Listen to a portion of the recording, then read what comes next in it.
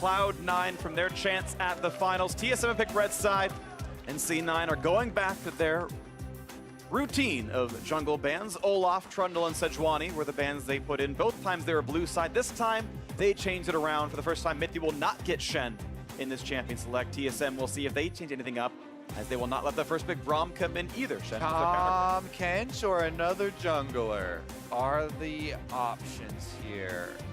Tahm Kench has been banned against Mithy, and that's why he was playing so much Shen, but that one will be left up this time. It's pretty interesting as well to see Kindred still staying on that ban list for TSM, even with the swap over to Svenskeren, who obviously can play it, but not necessarily his focus, or at least it hasn't been on the LCS stage. All right, one final ban for TSM, and we'll see what comes through, as they are going to get rid of Gangplank. Champion, they got to play themselves on Hanser's side, and wondering if Licorice has any other carries he wants to play for himself. Well, Lee Sin is available. That is what we saw C9 run against TL in that kind of faded game where they were absolutely able to take over Svenskeren and Golden Glue. We'll see if he wants to go back to an aggressive pick like that, or if it's like some of the guys we're talking about on the desk, where we just see him playing on a tank to free up Licorice to play a game. Varus for Sneaky, the one champion they have won with so far this series. TSM still have that Kai'Sa or Swain if they want it. Kobe, you mentioned Tahm Kench. That's going to be pretty conveniently grabbed up here, both for saving individual targets like Sven or Bjergsen, but also for the map mobility later on. Yeah, Tahm Kench is so good for denying enemy split push. Using the Abyssal Voyage to pick people off in the side lanes. One thing with the Ornn that we have seen over and over for Cloud9 is Licorice actually pushing in the side lanes and getting collapsed on by Sven or other people from TSM coming to join Hanser and kill him off on one of the tanks. Now there's an Abyssal Voyage to make that a bit quicker. And now it's a rise for Bjergsen and the hover for C9 to find something more lane dominant. Of course, Lee Sin was the last thing Svenskeren played on the LCS stage when they completely slaughtered Team Liquid through mid and jungle pressure. And I'd say it's his best champion historically. When you think of his highest highs, it often has been on this champion. You think back to 2016 Worlds, him absolutely crushing on the pick. Would be a bit surprising to see them swapping in Golden Glue just to run the Zillion again. Yeah, I mean, Zeyzal can definitely run the Zillion as well, so that could be a support Zillion, but it would be an interesting twist if they had that one as mid lane. We'll wait to see. I do expect Cloud9 to flex this for a while, but I wonder what this means for the rest of TSM's pick and ban phase, as they might just rush for the Malzahar. We'll wait to see what actually comes through. 5 seconds to go.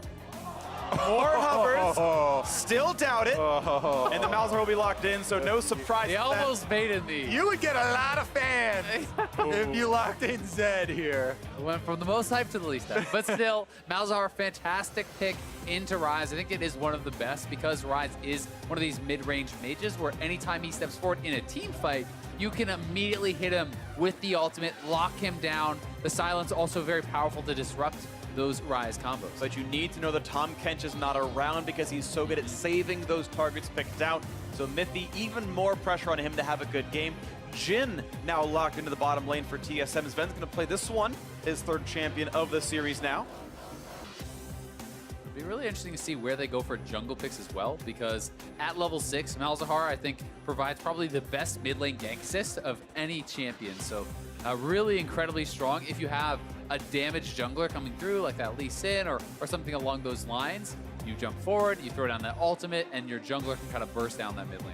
And with Cloud9 still feeling the need to pick up Zillion, even without Jensen being in and even without playing in the mid lane, it makes me think that they do still want to go with a similar style, an offensive jungler, damage dealer, and rely on the revive later on to let them get back up and continue to operate within the team fight. Which I think, unfortunately for Licorice, means he's going to be probably on tank duty, right? You have a mage support. If we're saying we're going to have an offensive jungler, yes, you can run 5 DPS, but that has not really been the style for Cloud9 throughout the season. They generally do want that consistent tank that engage from the top lane, which could allow TSM to kind of grab a pick blind here that would be good into a tank. Hecarim and Lee Sin bans away from Svenskeren. The crowd unhappy about those bans. Yeah, well, it's what you get for picking Malzahar before you grab your jungler. They gave them time to ban things away, so Svenskeren maybe ever so slightly off of comfort. We'll see what else he has in the pool. Sejuani's still up, Gragas is still up, so there are some very good tank junglers that are still up that he has put a lot of time in. okay, never mind. They're banning out the Sejuani because they don't want TSM to take it away, but still. Does have Evelyn as well, you know, as a pick he has shown in Academy, I do believe. There's Graves. There are some offensive picks if he wants to go that route. Yeah, plenty. So one thing he did say in our interview with Svenskeren and Golden Glue afterwards was that he has turned more into, he termed it solo queue jungler, solo queue warrior, you know, just going with these offensive junglers, looking for lots of kills since his transition to the Academy. And he's just been looking for, you know, the more risky, high damage plays. So that's why we really think he's going to go with something more damage oriented. And the Graves would make sense. It's a good matchup early into that Trundle. I also think when you see a Trundle on the other team, you often don't want to play a solo tank into Trundle. It makes it too easy in the team fights to ult that person out, to focus that person down. So there's higher potential for C9 to go for a full damage comp, but if you really feel you need the engage here from the Orin, back to tank duty. Horns coming in. Yeah. Could be 4 in a row here for Licorice, just on tank duty because the comp suits it there. Yep. And it will be the same champion 4 games in a row. Cloud9 must win this one. And there is a tremendous amount of team fight damage this time in C9. It's not just dependent on, you know, on Sneaky and a Camille burst. You have Malzahar, you have double marksman. That is a ton of damage. You don't need to bring damage from the top side. More damage means more kills, Azael. That's true. Get him down quicker. Maybe a new look now for Hans, though. He played Sion in the matchup both times before, or I should say twice before, but now Gnar coming through.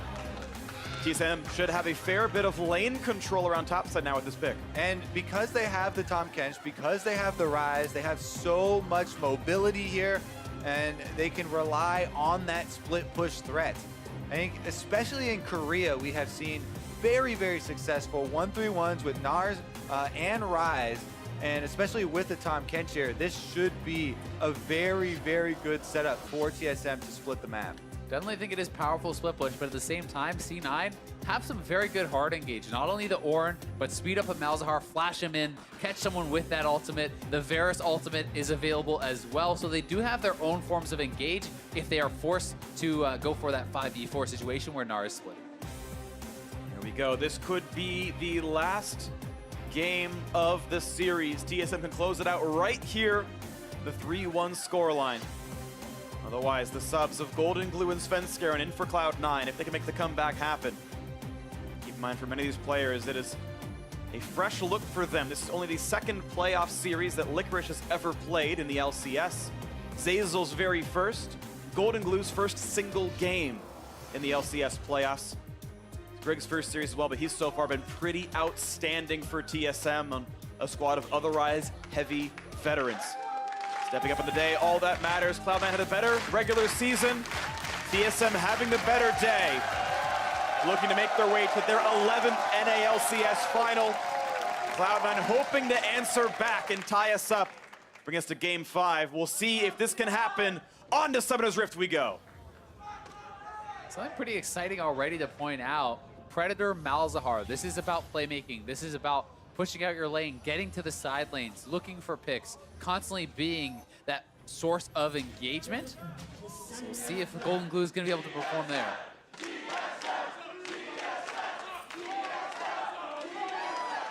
In our rematch of the Summer Finals of 2017, it did go to 5 games. Cloud9 and the fans trying to push it there right now. We'll wait to see what happens. Licorice right behind Sven looking for a Trinket Ward. They're not going to see one out of Grig just yet. It's actually, I believe, a sweeper start for Mithy, or did I miss-see that? He is going to be starting on that sweeper, and more people have been electing to do this as your sweeper starts active. And, ooh, actually couldn't get it. Licorice not in range, and not quite able to do it. Either way, not going to be that big of a deal. They will start on the top side of the map. We could see Hanser try to step forward and harass them a little bit. Sometimes you'll see Nars looking to kind of harass the Ornn on the way to lane after they leash. This is C9 actually knowing that Mithy pulls the wave every time. Oh, they have Bleach Augment. If you get behind them, this actually can be very bad. Yeah, Mithy doesn't want to show himself now, but C9 actually not he can't looking go to for it face now. check him. Minion wave is here. It's pretty dangerous. He's still in there, though. Yep. Now Tahm Kench can throw out a Q. And that's some decent damage towards Sneaky. we'll see right now, actually, Minions are slightly better on the TSM side now. They can get the push, and they can force C9 back this time around. Greg going buff to buff? No, buff to bottom scuttle. Jensen believes in the boys. Cloud9 using the depth of their roster, pulling in Golden Glue and Svenskeren. Super high pressure game. Game point here, match point for TSM. They have to turn it around. In the bottom side, we already have Grig going for the invade through Tribe Rush. He's gonna find that the red buff is still here. Yeah, and Svenskeren is doing a full topside clear, so Greg may actually just get this before we see Svenskeren even get over there, and I think he will. You know, with this full clear, Sven may even go to Raptors first, and Greg gonna get the 3 buff here, assuming he can get back to his own blue. Sven does have more XP than him, and gonna have Smite at the same time, so he won't be down terribly in the short term, but missing that red buff obviously pretty important, and it's one less camp he gets to take this game. Yeah, the big thing there about invades, takes a very long time to walk over, so in the short term, you're almost always going to be down, but the big payoff comes after the last camp here is cleared for Svenskeren. He doesn't have anything else to go to. The scuttles have both been taken already. He's going to be forced to move into a lane or something like that. Meanwhile, Grig has literally all of the small camps up for him to reverse clear now from Gromp up to top side. And you know it's even harder for Graves to force any sort of action, any sort of gank without that red buff. On the bottom side would be the option though. Sven and Mithy should be communicating with Grig. Didn't spot him, I don't think. Got just in the bush in time. Oh, they should definitely know from Zazel's positioning here. That is aggressive. How far back Mithy as well. And he knows he can save Sven, so Sven could play up and play for CS, but you're right, there might not be a gank to be had here. Well, with the way that Mithy's been looking for the tongue lashes with Tahm Kench and positioning forward, that might be an area they could punish them. Isn't going to be the case here, though. And now it's Grig waiting around on mid lane for a possible setup. Get away from pillars easily, and his passive is down, so he's not immune to slows. He's got to run up. The pillar can come in. If he flashes forward, they can find him with the root. There's the pillar. Can he flash over Grig, or is he dead? Golden Glue gonna save the summoners. First blood in the mid lane for Grig.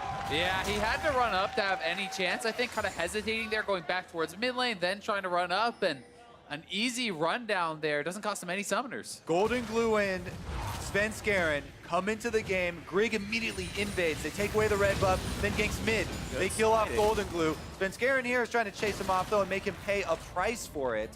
And he took almost that entire camp right there, so that little bit of a steal kind of answered back, at least as far as gold is concerned, and Golden Glue able to walk right back to the top side.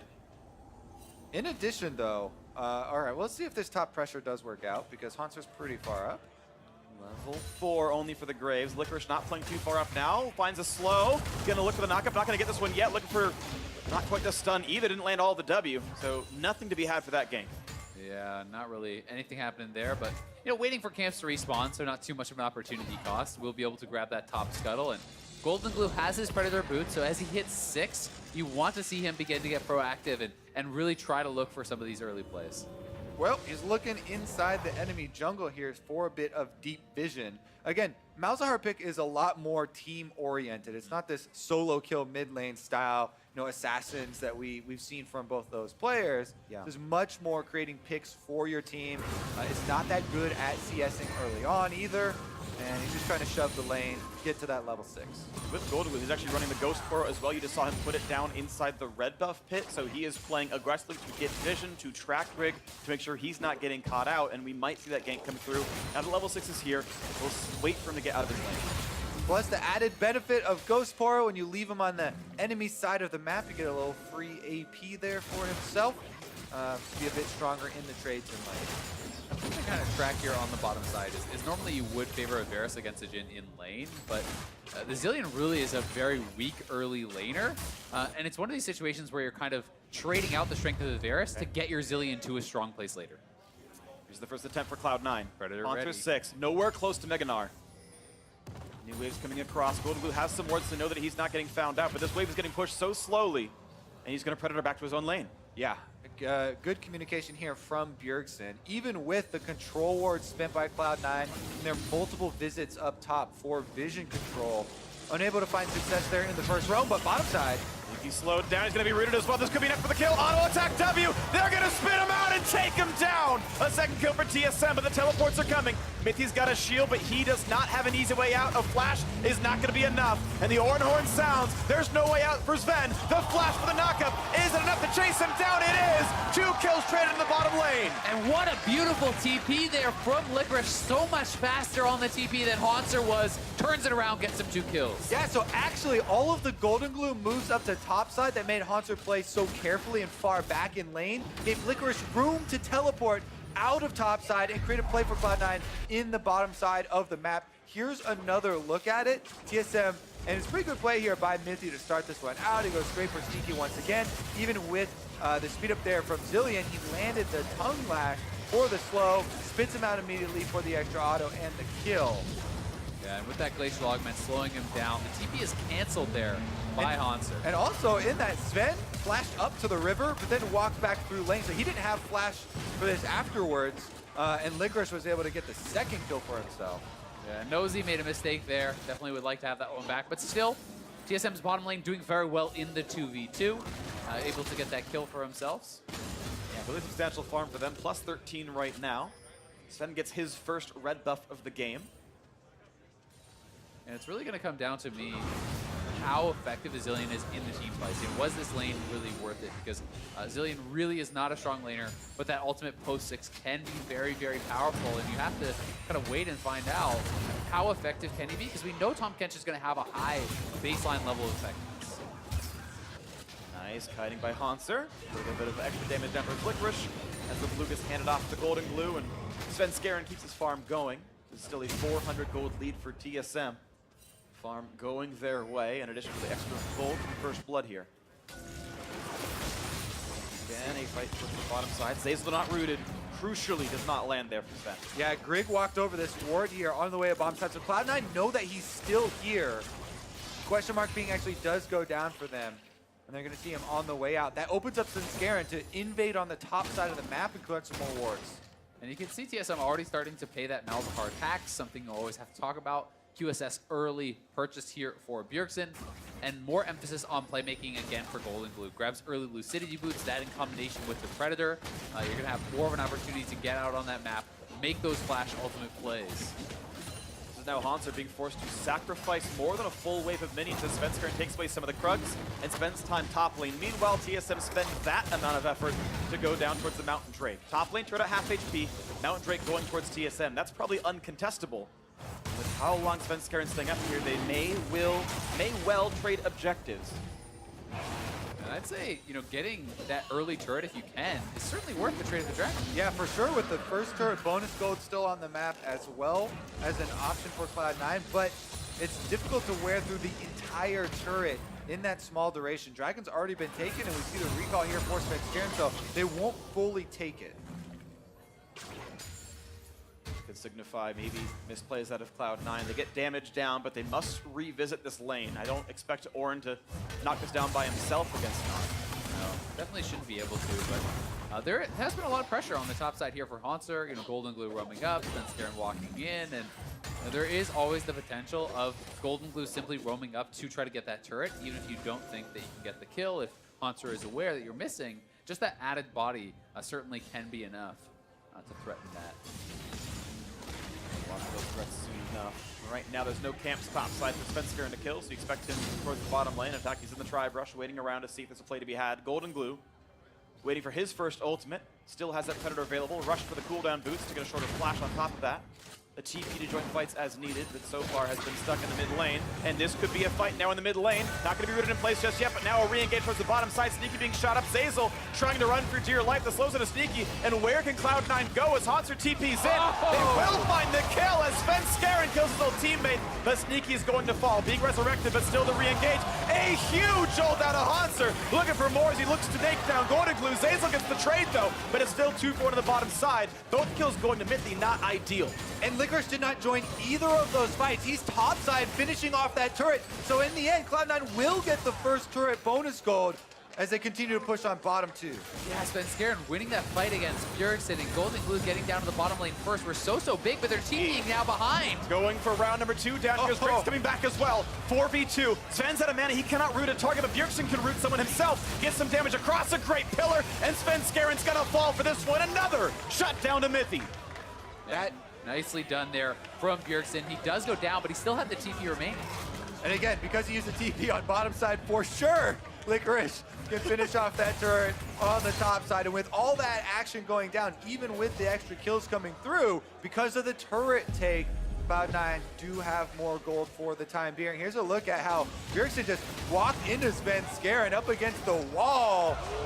Even though he flashed away, Svenskeren gets to get the kill on his old teammate. That feels good. Who's the ward now, buddy? And down on the bottom side here, Cloud9 trying to get out. With Haunter behind him, Wolfu almost able to buy enough time for the Mega Arc to expire, but it's a good ult from Haunter. Yeah, and the ultimate covers so much distance. Zazel, he flashed from the right side of the ultimate from Gnar into the left side of it, and you still get thrown into the wall and stunned up. Licorice gonna find a friend up on this side, and Svenskeren's right behind him. The sun's gonna land a good hop though. Haunter could be safe, but here comes Call of the Forge God. They'll find the knockup, but Grig is right behind, so nothing to be had here. Even the Tom Kenschel. Mithy brings Sven with him, so 4 top lane for TSM as they walk back down the river and go for Herald.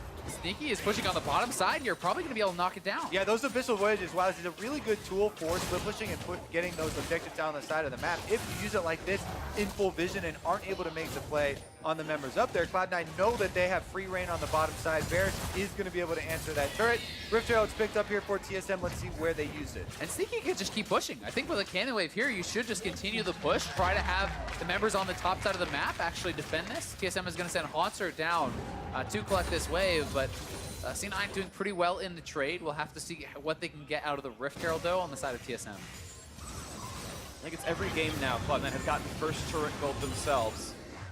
TSM, for most of these, I feel like have had Drake control.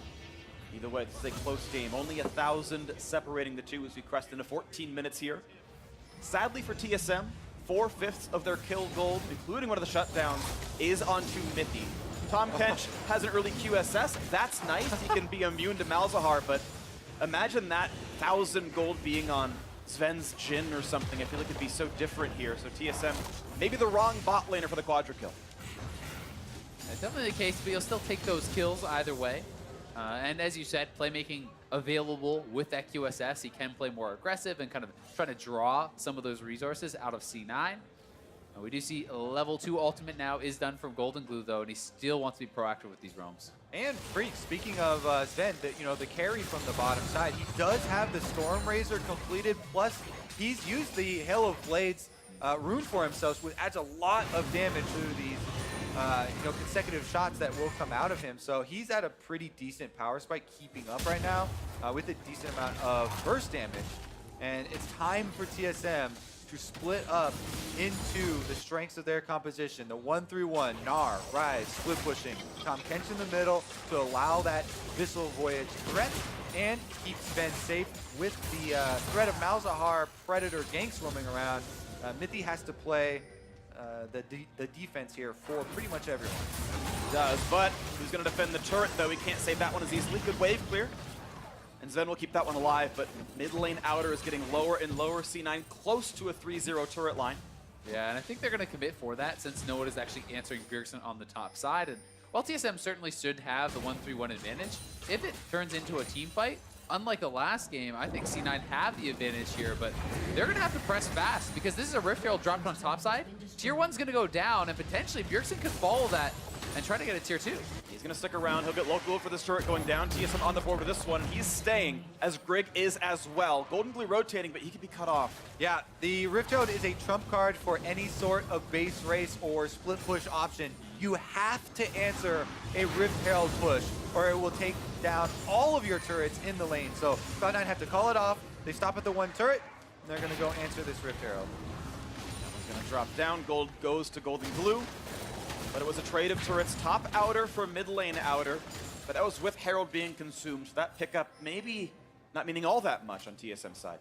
Yeah, you can again see the real big priority here for Licorice to get CDR. So again, going for one of these Glacial Shroud items into a quick 20% CDR, likely going to get a Kindle Gem and turn that Catalyst into an Abyssal to hit 40 again, and then your ultimate cooldown really is so low because it's less about the 1v1 fights here. It's more just, hey, wave clear, be ready for that ultimate when the opportunity arises, because you're not really looking for the 1v1 against Gnar.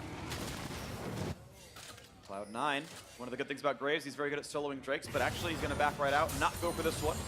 TSM going to find Golden Glue. The root's not going to land just yet. Now the ult's going in. The stun's a lot of damage. Mithy could be falling for this one, and they will kill him off a shutdown. And look at the knockups. A double flash out of TSM getting away from that call as Licorice TP'd in. Oh, that's a key component of the split push here. So Cloud9 can just group up now down mid. They're running it through with these extra minions. They want to force TSM to abandon plan. I mean, you saw where Ryze and Jhin had to go. It was away from mid lane, so an easy 3v0, 4v0, this turret will fall. Yeah, with the Voidlings, they take up a lot of turret shots as well, but C9 is just going to return back to base, try to defend against Bjergsen, and take the Dragon here. You can see Golden Glue will be heading over to that top side. Now this will be the Drake picked up. A mountain apiece now in this game as we watch that fight once again in the river. Golden Glue holds his flash there until the W from Zen comes out. They turn it around. He also doesn't use his ultimate early because he has already seen the QSS on Mithy and doesn't want to waste the cooldown. So Cloud9 are able to get that kill fairly efficiently and allow them to return to take the turret afterwards. Yeah, I mean, that's a very expensive fight for TSM. Not only do they lose a kill, that's 3 flashes. That was Bjergsen, Sven, and Mithy all flashed there. So now the potential of actually a flash ultimate onto Sven, who has no QSS and no flash if he's ever separated from Mithy, is pretty risky. That's a kill. If Mithy's not there, that's a kill. Golden Glue's patience on stage. People were worried if he would be nervous in this game with the amount of pressure. Match point coming in on stage, taking over for Jensen. He holds strong here, and Cloud9 hold on to their gold lead. So far, holding his own, looking pretty impressive, I think, with all of the stakes in this game. Yeah, it's actually insane right here. This is the kind of game that you sort of dream you come in for. Like, they call you out from the stands, you rip off your shirt, there's a C9 jersey underneath, and you take down Bjergsen in your very first one. But this is the case right now for Golden Glue, who had bounced around and having a solid game. Svenskeren, of course, as well. TSM decided they no longer wanted him. They wanted different Danes in their lineup. Sven was grabbed. And even Svenskeren himself was benched off of Cloud9, only to come back in when they need him most. And he's having probably the best game on the team right now, 2-1-1 on the Graves. Yeah, I mean, Svenskeren alone, we talked so much about Golden Glue because of the pressure with him, being this player who has not played in the playoffs, but Svenskeren was kicked off TSM. There's no player who does not want to dominate their old team, to show them that they were wrong, to show them that you made the wrong choice and that you are that better player. And he's having a good game here. Yeah.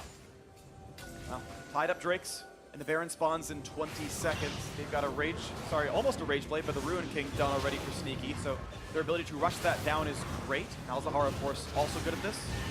We'll wait to see as Blue Buff's going over to him. And we watch around the various sides of the map. Hans is pushing in the bottom lane, slowly chipping down that turret, and Licorice, with no wards to his name, doesn't know if he can fight for this. Little does he know he could have, but the threat of a gank was great enough that he's just giving away farm here, and Hanser not long until he knocks down this turret. Definitely working away at it, but we'll see how well TSM can transition into this mid game as we crest the 20-minute mark here. Typically, TSM hasn't been that great at the split push strategy. Their go-to has always been the later game team fights.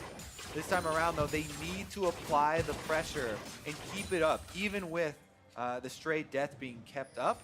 They have to commit here. And right now, Bjergsen has his teleport. Hanser has his teleport. They're in the side lane. Jungle's being invaded, though. A great pillar keeps Zeyzal out of range. He's going to go for the double bomb. Doesn't quite land the second, and Mithy's able to walk away, even though he had to cleanse. And he's just going to be fine on this one. But Cloud9 starting to take control of the jungle. Mid lane 2-2 already gone. So this wave can be pushed very far as they cut the wave. Now a bit of a knock-up there as Licorice battles Hanser in this bottom lane. And trading back and forth. Black Cleaver already done. 3 Quicksilver Sashes already in. Now Svenskeren, round 2 against Bjergsen. Gonna look for the battle. Huge damage coming out. And watch out, Graves, you could be knocked down. Shield comes in. There's not gonna be the re-engage. Almost the snipe for Sneaky. So close at knocking out Bjergsen. With a low health Rise, this might give map to Cloud9. Yeah, you had to think that would have been the kill. We'll see if Cloud9 want to move over to Baron. They at least are trying to get vision control in the area, fighting very heavily for this. And you touched on it. Blade of the Rune King, double marksman, Voidlings to tank it up. They are starting this, but Grig has been a monster at the He's pushed objective. so far away with that blast cone. That was all kinds of convenient. However, C9 disengage off it. One hell of a wrench Sentinel. there, thrown by Zazel. Knocks him over into the Krug wall. Regardless, though, Cloud9 have to pull off. They didn't have a lot of health to pull off that Baron. Sneak with, and they're just going to retreat after the refresh. Definitely some good cognition there for Zazel, thinking of how that was going to go. And now, once again, the wave just being cleared. Sneaky, I assume, is dangerously close to Rageblade here, soloing that wave, not reclaiming the rest of his team. That's got to be coming in soon. That is an important power spike. That second item, huge for Varus. Yeah, he has enough gold on this next recall that he will be able to buy that up. So going to be feeling very, very strong. And the front line has got to be scared for TSM. You know, as the Trundle, yes, you do get somewhat tanky. But if you get Malzahar ulted and double marksmen are hitting you, you will get shredded. Especially with Mountain Drakes apiece here for each team. Those threats on Baron that they just did, these little feints, they actually have quite a lot of threat to them. So you can see TSM not hesitating to open up with the Jhin ultimate and use everything at their disposal to try and check the Baron. And while you see similar here, the fight over these wards throughout the red quadrant of TSM's jungle. Oh, they found the ult. And it's a quick save. Mithy's able to walk away, no problem. More autos coming in. But yeah, Mithy was there, keeping Sven safe. No summoners lost, but now an ulti missing for Sneaky.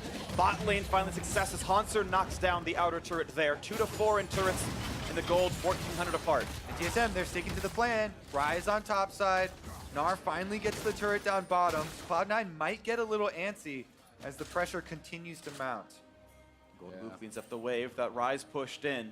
C9 continue to sit in this river. They are the ones in control of the vision, but they have not gotten much picked up to their side.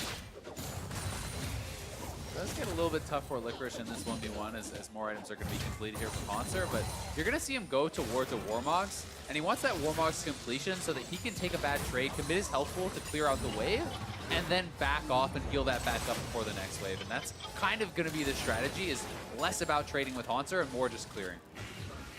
We have an Ardent Sensor done for Zazel as well. With Summon Airy, giving haste over to Sneaky will give him the buff, because Airy will shield when you target him, so that is going to have some benefit there, but it's his only way to apply that item. Hanser now getting time to solo this Ocean Drake, but maybe afraid of getting clap stun. Will back off for now. Yeah, Svenskeren heading down the jungle here. Commands respect from his old teammate. Pushes him off, walks over the Scuttle Crab, so they will be aware, but going to start it up himself instead. He's not going to take too many resources right now. It's going to be a pretty quick pickup there. Level 14 now in the Graves. Extra levels given to him by Zazel. He's got a 2-level lead over Grig for any impending smite fight. Yeah, and it's going to be really a very big source of damage here. On this Graves, he has the Black Cleaver. He can have that shred for Sneaky as well. When these guys get some room in a team fight to work with, it will be so big. Now, that being said, I think TSM just never really wants to give them the team fight. The way that Hanser is building with, they're playing out this game. It is so much depending on the fact that they avoid those fights. And if you ever make a mistake, C9 can go straight to that Baron. Looks like C9 flying right now that they pulled Ornn up to the mid lane. They're giving time for Hanser to push, which might mean this is the window they're trying to take. You have to constantly also do QSS checks in games like this, where the pick is so important. Gnar has one, Rise has one, Tahm Kench has one, plus whoever is close to Tahm Kench also basically has one. So you have to be very, very careful, or at least plan for layering your CC after the QSSs are used. That's going to be C9 flinching. They recalled Licorice. There's actually a ward, as Zazel points out, inside the pit that TSM snuck in, so they know they're not afraid of anything here. Trying to push in the top lane. Hanser pushing in the bottom, though, still getting those chips of turret damage. No one stopping. And it's not even like it's a hidden ward, so there's no worry at all in the world for TSM. That pink ward's just sitting in the pit. C9 do need to clear that out. Even if they don't want to go for the Baron yet, you want TSM to be sweating that you could be going for it.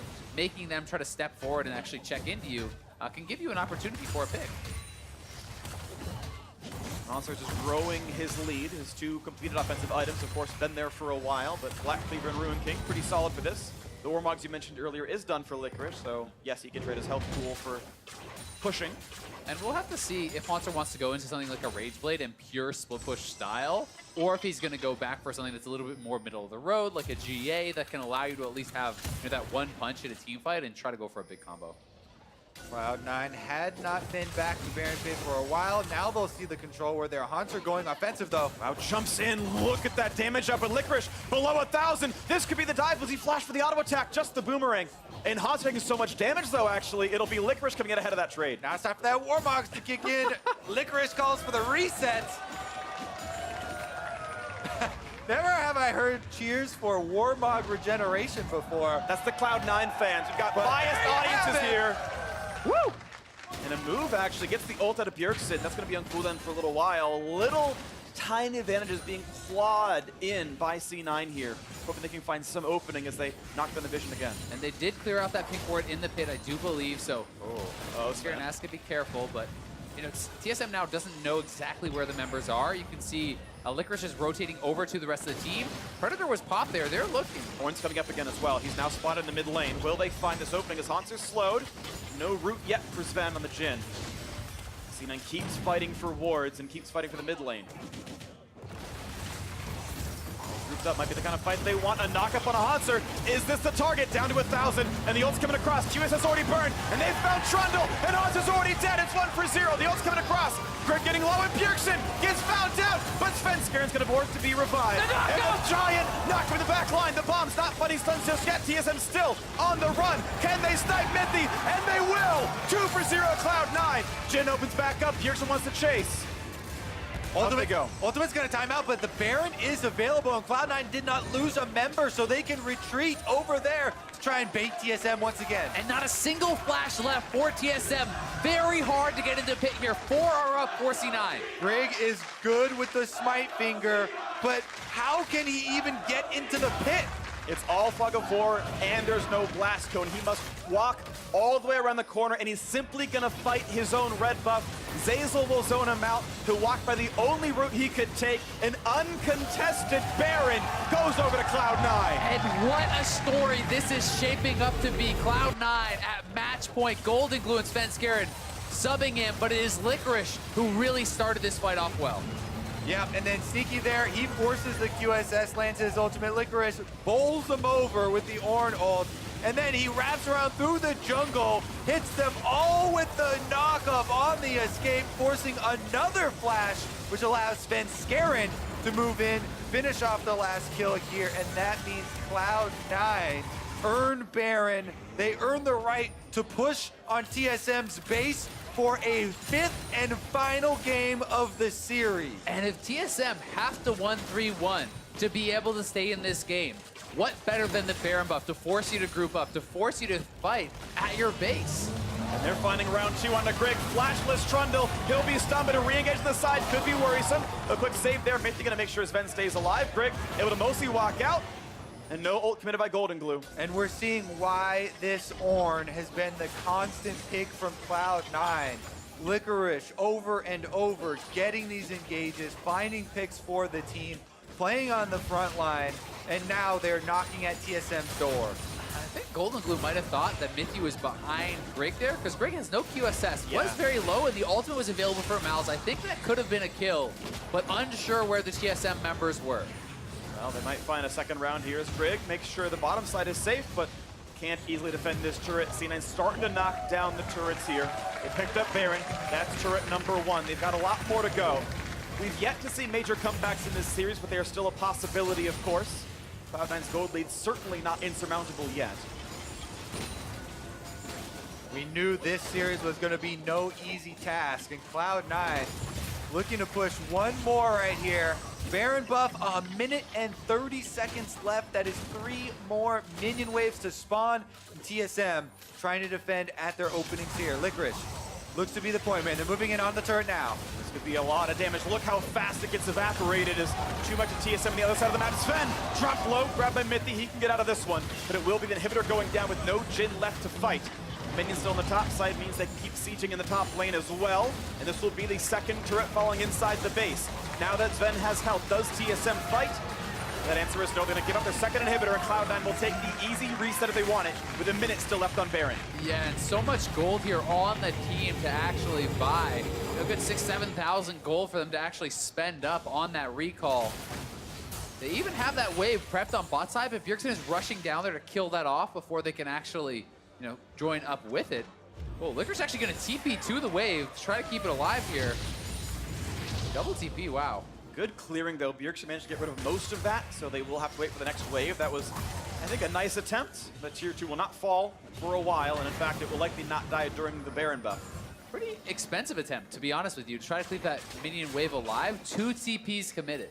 Well, Cloud9 are going to be able to push down at least this outer turret with the Baron buff. 13 seconds left on this one. Super minions flooding into the TSM base through top side and mid lane now. Even without the Baron buff, there will be extra pressure on TSM to create some sort of play here for themselves. Their backs against the wall. Licorice actually moving in towards the mid side, either for a flanking ultimate or simply to push in towards the base and split TSM up further. Gonna have the option of retreating for the Mountain Drake, but they would rather keep the siege going with the inhibitors being dead. They don't want to give time for TSM to farm. They can get those. Yeah, if they can get these minions inside the base, it will draw TSM to the Nexus turrets, allowing Golden Glue to push up the bottom side. You can see on your mini-map, Golden Glue still hovering in between the rest of the team and those minions on the bottom side, so he's going to try and usher them up now. Pushing in through mid quite a lot. Good damage on Hunter. Sneaky frontlining, very aggressive, but no one's soloing him out. Bjergsen on the left-hand side, the Root on the front. They might knock down a kill. No, it's a quick revive for the first kill comes through. Greg is already dead. 5v4 inside the base, hope to make it to game 5. The Flash Hotzer only grabs one, but the flash forward, and Bjergsen gets a kill. The trade back, though, a huge knockup. Can they secure them? And Cloud9 will. A double kill for Sneaky. They're all falling now. TSM are routed. They're inside their base. The Nexus will fall. Bring out the Silver Scrapes. We're going to game 5.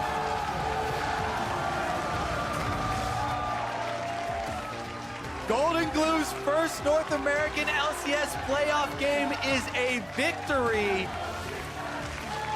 And you gotta think they're gonna keep him and Sven Skaren in for game number 5, coming in hot off that win. What a game and what a story. What a series. The subs coming in. I mean, this is insane. Who wrote this script, Zale? I never saw this copy before. Give that man a raise. Insane. It's really, really crazy series. Sven Skaren, 3-1-4, even going for the Stormraiser, aggressive Graves build here. He was popping off. I mean, Golden Glue, he was not the story this game, as far as why C9 won, but he had a very good game. Both these guys coming in, and the confidence, the poise to be able to perform at this level with that much pressure is insane. Honestly, it's not like the super shiny, exciting story, but the Ornn over and over again. Licorice. I never this doubted time it them. worked. These picks. We never doubted them. It's coming home. Sven Skaren, at least he got his solo kill on Bjergsen in the river. Yeah. That's got to feel good. Yeah. But remember, TSM, 5 straight BO5 victories in a row over Cloud9. You know they have the grit to bring it when it all matters. So TSM backs against the wall. Cloud9 the same. Match point on the line. C9 were able to bring it to game 5, and to hear just how they did that, let's send it back to Solo and the analysts. Hey, I'm an analyst now. I like it. Solo, you're the host. Yeah. You want to take the copy? Yeah, game 5. Let me read this off real quick. Game 5. Couldn't have asked for anything more in a C9 versus TSM semifinal matchup. Again, Golden Glue and Sven Skaren come in needing to put back-to-back wins on the board in order to come away with it. They've got one in the books. Yeah. I mean, that's huge. I love this series. The caster is encapsulated. It's insane, right? Golden Glue and Sven coming in. I thought Sven had a great game. I thought Golden Glue was all right. Yeah. Right? Yeah, he did what he needed to do. That's what was weird when we were talking about it. Like, he had the lowest kill participation, I think, for the entire game for his team. And it's kind of like, I think some of the other adaptations they made in the draft is what really helped them out here. But that's probably because of the personnel change and how they're able to play. But either way, it was a very hectic game, I think is the word for it. Hectic is one way to put it. This whole series has been in actuality, right? Yeah. I mean, both Very teams, back and forth. Yeah, really testing each other when it comes to the skirmish. You're benching me! The revenge kill for Sven there. Yeah. This whole sequence in the bottom lane was really indicative of the game. So many teleports used bottom. There was this sequence that played out. Haunter ended up dying. Golden Glue didn't get the kill, but did do most of the damage. It's amazing that C9 didn't come away with this worse, because this wasn't actually the whole play. After everything reset, Bjerg then teleported to the bot lane himself, all the while kind of letting C9 get a bunch of map pressure, and then once they had the map pressure, this was a mistake that Hanser had while trying to get Yeah, priority. this is beautiful, though. I mean, Licorice, we've been talking a lot about the Ornn, but I think the one thing we can say is he plays it very well. And this 3-man knockup that he's going to get in this fight was really critical, especially making sure that it also landed on Suspend there, interrupting him from being able to do anything. And then the chase down was really clean. This is what got them their Baron buff and kind of decided the game. Yeah, really good team fighting there. I mean, this is what I was saying before. If you put C9 with like a more standard draft, you know, they got Varus instead of Quinn here, so you're going to have a lot easier time winning these team fights. TSM kind of playing more of a split push, so, you know, it's one of the win conditions, making sure you have a better team fight. Yeah, and so you said to me during this game, this feels like a very draft-focused series, and I kind of agree with you.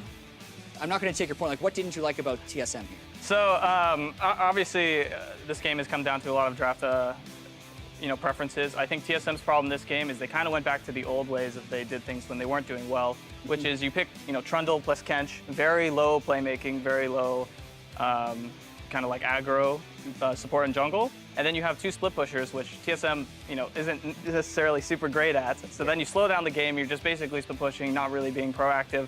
And on the other side, you have these huge engage options and a lot of catch, and it's kind of easy for them to start fights. Yeah, I mean, think about how TSM lost that game. Hanser grouped up in a situation, the other guy has an engage tool with Ornn, and they just kind of turn onto him and kill him. Like, Right. these are team fights. They essentially drafted a composition that does not play into the win conditions of this entire series for both teams, right? Game to game to game, it has tended that the team with the strictly better team fighting composition has been the one to come away with the victory in that game. You're drafting away from that win condition, understanding that that's the way the whole series has been going. Exactly. Every team that has had a better team fighting composition has won the game.